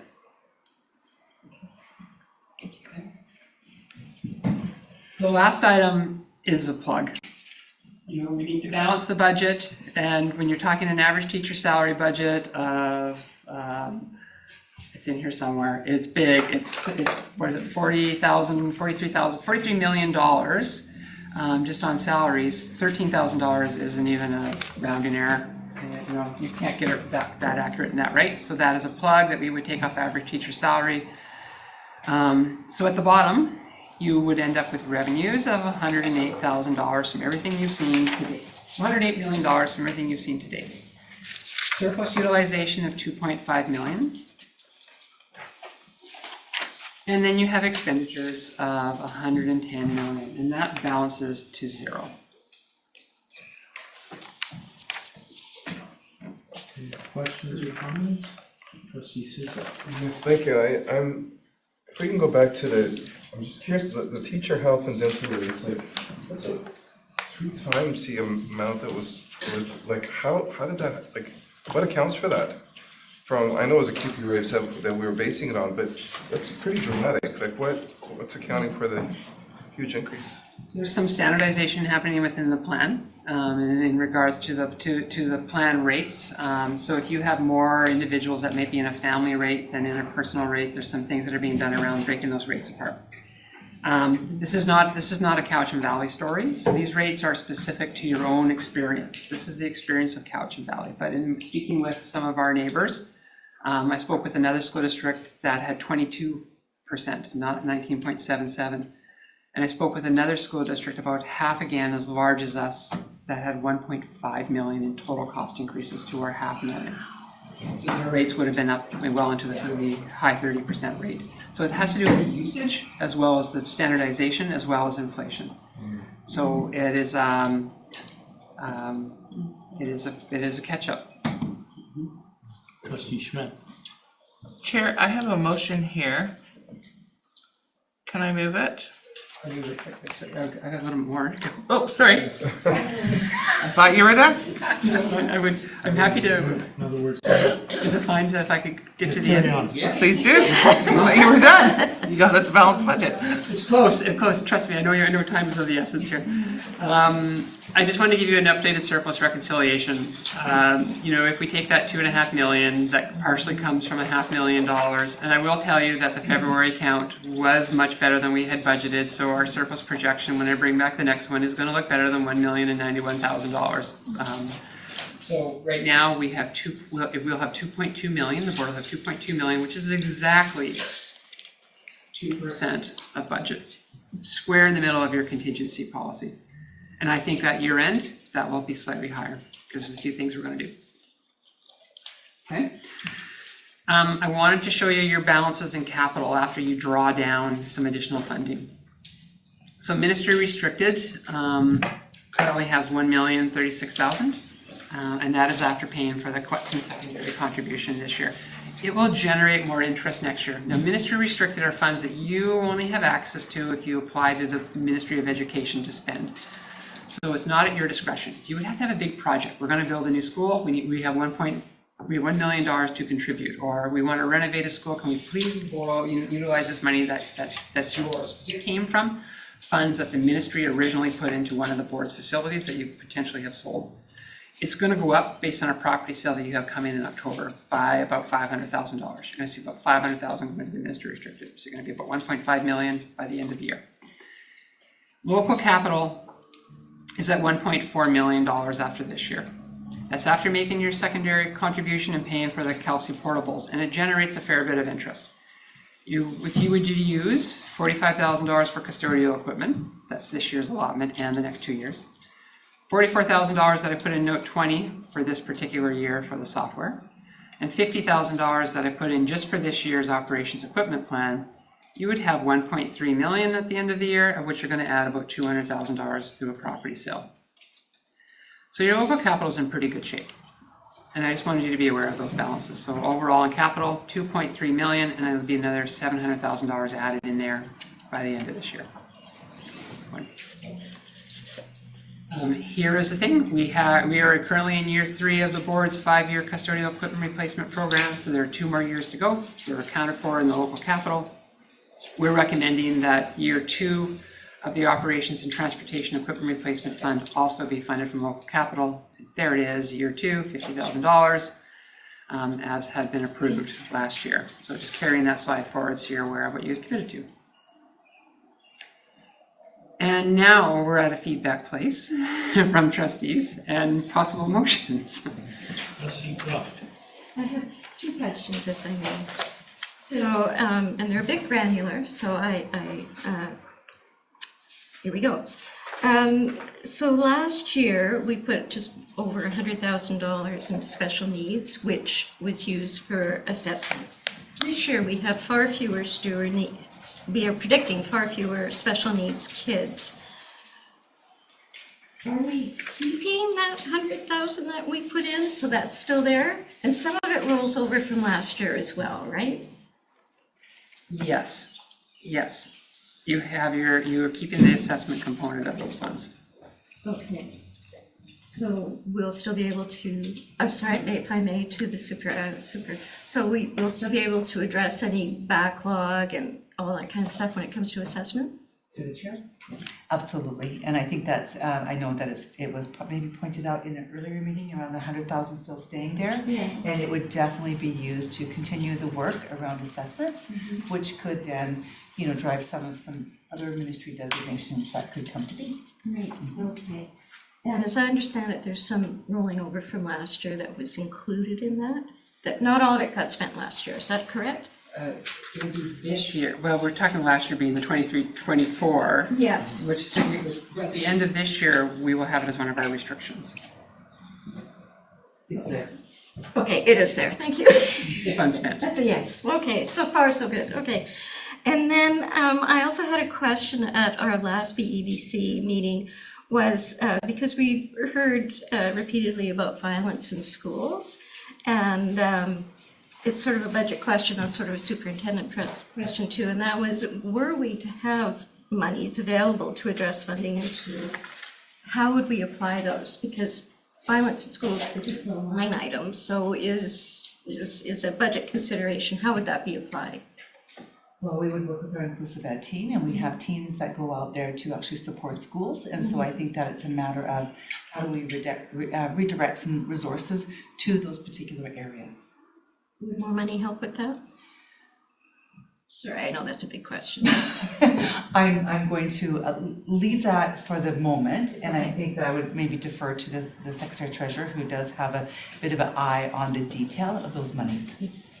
Well, and I think you gave the inclusive ed department a certain amount of discretion around the funds that you have already given them. Over the last 2 years, that's $210,000, of which we're now suggesting taking 50 back. That still leaves $160,000 with a certain amount of discretion that you think was actually through trustee cross motion to the department to manage assessments and violence in the workplace and mental health within those funds. So I feel like they could make a determination to redirect. And I'd ask both our chairs, I'd just like to see something put in motion that we're looking at this, that we're going to take a look, whether it's through inclusive ed or otherwise, as to how we might address violence in schools. I realize that the money is already in the budget to be applied for that. So what can I do to turn this into an action item?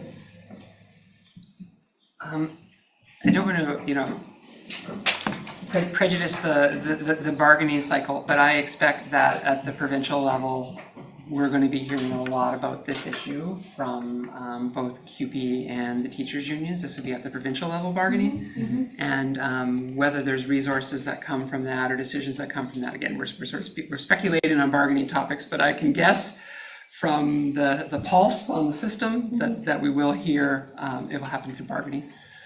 Can I just conclude my remarks? I have a note from the chair as to that this is much broader than I was aware. So I'm feeling confident that we have some funds available for our special needs kids in assessment, and that we have some wiggle room in there should we decide to do something around violence in schools. So thank you very much for giving the time to that. Trustee Schmidt. And just for clarification, all of the additions the board has done last year is still in place for next year, correct? All but $50,000. Yes. Any further questions? Trustee Sousa. Thank you. Just more of a general question around what's the ministry saying in terms of just the fact that they haven't tagged anything to inflation? What's the pulse there? Didn't really get a sense of that in Vancouver from the reps. So I'm really wanting to hear what. Trustee Schmidt. Through the chair to Trustee Sousa, so I was in that meeting. Board chairs had a conversation, and I'm bringing a motion to the May 7th open regarding inflation, but there is a small group of boards, I believe there's 8 of us that have jointly signed on to the letter, as you know. But there's only 8 boards that are drastically being affected in the way that we are because we don't have massive growth or declining enrollment. And so I'm bringing you some information forward from the board chairs meeting at the May 7th meeting so that we can arm somebody to take those letters forward to show that the need is real. And so that works in process right now. Okay, thanks. Through the chair, it's mind-boggling that every district is probably feeling inflationary pressures, and why it would be separated out into with the growing enrollment, decreasing enrollment, or staying the same. I think every district is feeling the pinch. You first, Jason. True. I think some of the really small districts that are in a position of declining, and first of all, every school district gets a certain amount of money because you're just a school district. And so when you're really tiny and your per pupil rate, based on the number of students, that becomes a smaller percentage of your overall funding. And many of the really small districts have been in funding protection for long enough that you will find some of them have surpluses that actually match an entire year's of funding that they haven't been able to spend. So that's the really littles. And many of the bigger ones are big because they're growing at a rapid rate, like a Surrey, for instance, where they're getting 1,000 or 1,500, 2,000 kids a year. So they're getting so much cash at once that they're not upsizing their board office structures and other things at that same pace. So they're able to deal a little bit more easily with inflation, just because of they're getting most of the students that are coming to the province. So you get kind of caught in this middle ground where you're smaller, medium size, your surpluses are dwindling, and you got 70 new students. And those 70 new students, if you take all the staffing that's associated with them, what's left to fund inflation is a very tiny amount. And so there is some uniqueness to how the funding formula fits the size of a school district.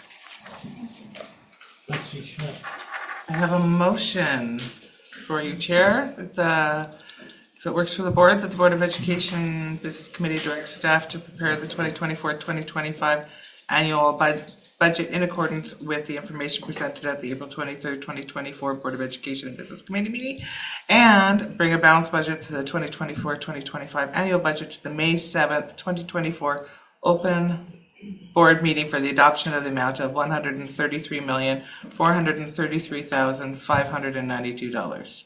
We have a seconder. Trustee Croft. Questions? All in favor? Motion carried. So I was going to say, sorry, I'm just wrapping up very quickly because thank you so much for that. I was going to say we're going to have another BEBC meeting in 2 days, so thank you for moving it straight to the board on May 7th. That will allow us time to write some accompanying reports to give you the guided tour. And that also now, because we're at a place where you have essentially recommended the budget to the board, I believe that will give HR some ability to now begin to do some final calculations a little bit earlier, so much appreciated. So what's ahead? I think we just had this conversation. I had a few notes here that we're seeing increasing pressures, and it's becoming increasingly challenging. And the long-range forecast I showed you was that we're not really getting anything adjusted for inflationary pressure. So what's ahead is probably some more challenging times, and we'll need to start thinking maybe a little earlier as we move into next year's budget as to what some options could be. And my final part, because this is really important to me, I have a lot of thanks and gratitude to the Board of Education for getting us to this place, for all the time and effort you put into this year's annual budget process. I read a long list of meetings and processes right from January at the beginning, and I know you're not fully done, but the committee is now done. And I want to thank all the partners. They provided the board with their time and input. They took time to prepare thoughtful presentations and give their valuable expertise, and I know it was considered by the board, and we have members of those groups here. Of course, to our district's finance team, the entire finance team who worked on all the estimates and options and prioritized this budget work. I would say, I need this by tomorrow, and they would stay and they would do it, and they have so much weekend time and miss long weekends, and I'm so appreciative to at the end. And then, of course, the district's senior leadership team, which were a great sounding board and provided their expertise in assessing the impacts of all of these options. So HISEPCA, thank you. That's my budget presentation. Thank you very much. And we, the board, would really like to thank you and your staff. Yes, I know you spent all weekend here working on this done. Okay, next item on the board, out of province fees. The Board of Education and Work. Mr. Sanders, please speak on this first before we A couple of years ago, the board looked at out-of-province fees and set them at that time. And we kind of got through last year without readdressing a methodology around how to move forward with students that are Canadian, but they don't live in the province of British Columbia. Their parents don't live in the province of British Columbia. So they're called compliance students. They're not funded by the taxpayers of British Columbia. So there's a tuition component that boards are required to charge, although you have your own discretion about what that is. A really simple way for us to understand the rate that it costs to educate every student is to look at something called the block rate. And this is a figure that comes from the ministry around this time every year. And it takes the total funding for every student that this board receives and divides it by the number of FTE. And in this case, this year, it's $12,281 per student. It's a very reasonable representation of the cost of a student. It's the same dollar value that we would charge our local education agreement partners for the tuition that we would charge to the Cowichan Tribes or Penelakut or Halal. It's identical. So we're suggesting that we just set it moving forward as the previous year's student block rate. Slightly out for inflation, but it's a simple, but I know there needs to be a timely manner for which to advertise it for the next year. And that's what the motion represents.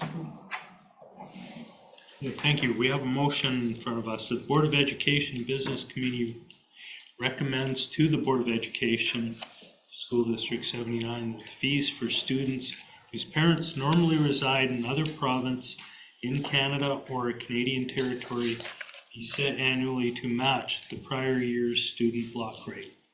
We have a mover, Trustee Souza, Trustee Schmidt. All in favor? Motion carried. Thank you very much.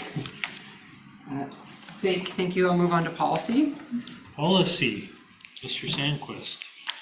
So there was some required review of the trustee code of conduct, and I actually think it's probably better for me to go out of order here and start at policy 4. So the province, through a letter of Minister Singh, wrote to our board and said, you have a pretty good trustee code of conduct, but after reviewing yours and everyone else in the province, we would have some recommendations for how you can improve it.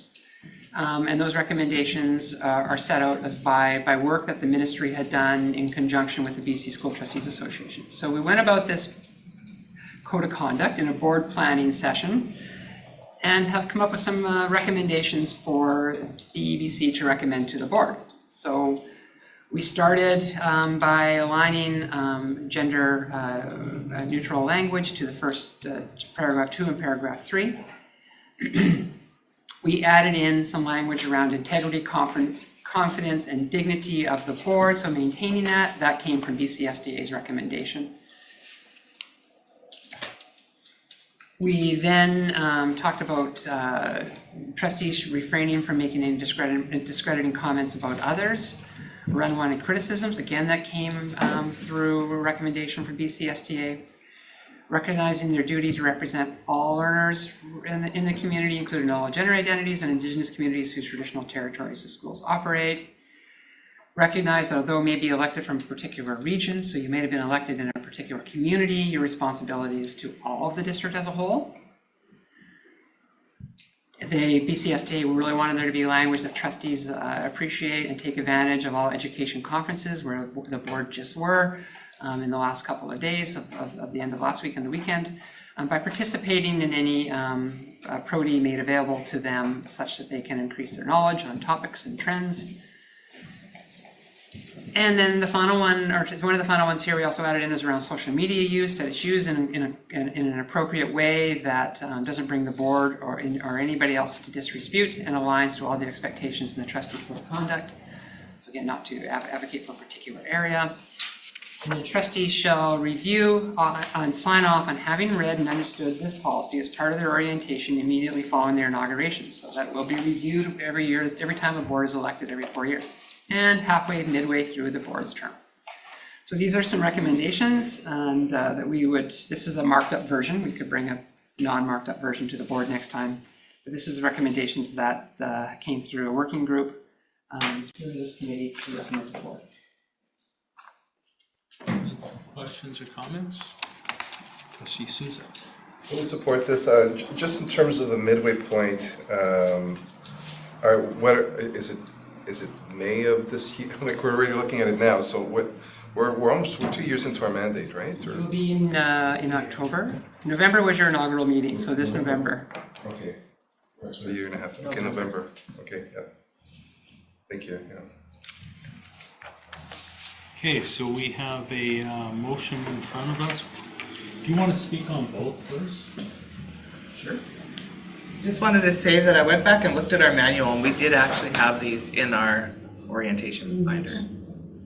I know that was a question that that we were talking about at planning. I went back, and in fact, all this information was in that binder. So the policy 3 amendment, we felt that we needed to make a minor amendment because there is an orientation component in policy 3, which is role of the trustee, and that section says that you will be oriented once you are elected. And so we added at the end of this meeting, policy 4, trustee code of conduct will be reviewed, and all trustees will be asked to sign and confirm that they have read and understand the policy. So that came out through the discussion as we were working on policy 4. So that is the amendment that ties those two together. Okay, Trustee Croft. Just a quick question. Did you in fact check with the appendix, which is ramifications if someone doesn't?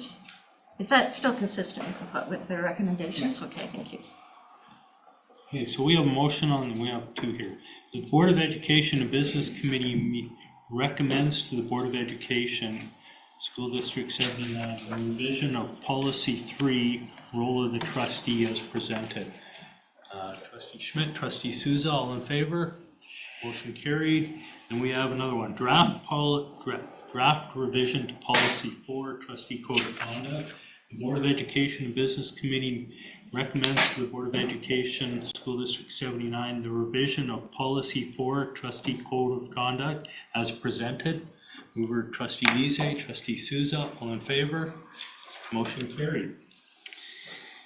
Right. Okay, committees, highlights of the April 16th, 2024 Advisory Committee meeting. Trustee Croft. Yeah, so a couple of comments. Partners were particularly concerned with the possible reduction in budget as designated students graduate. Well, we're all happy to see students move off into the world.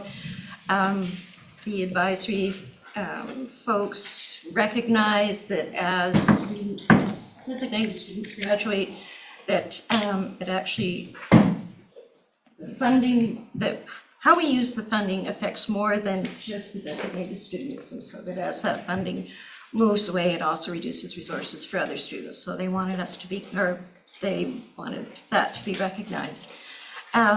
Generally speaking, everybody's gearing up and totally busy and happy about April, May, June, and coming to the end of the year and all the special events that go with that.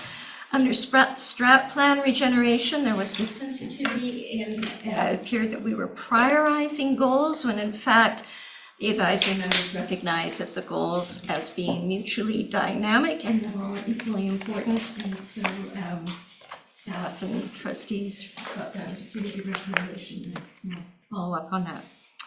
On the lighter side, in the favorite cookie vote, chocolate chip cookies, very narrowly edged out ginger snap. However, there was some concern that due to recent catering changes, that the coconut crisp cookie was not recognized in the vote, and that this will be undertaken at a future advisory meeting. So and the students accused the chair of that committee of rigging the vote. Well, I wasn't going to necessarily report on that. I thought we had dismissed that. But no, I did not bring the vote, and the student did seem satisfied with my response to that. That's all I've got. Can we end? Thank you. That business meeting be adjourned. Motion carried. Thank you very much. See you next week.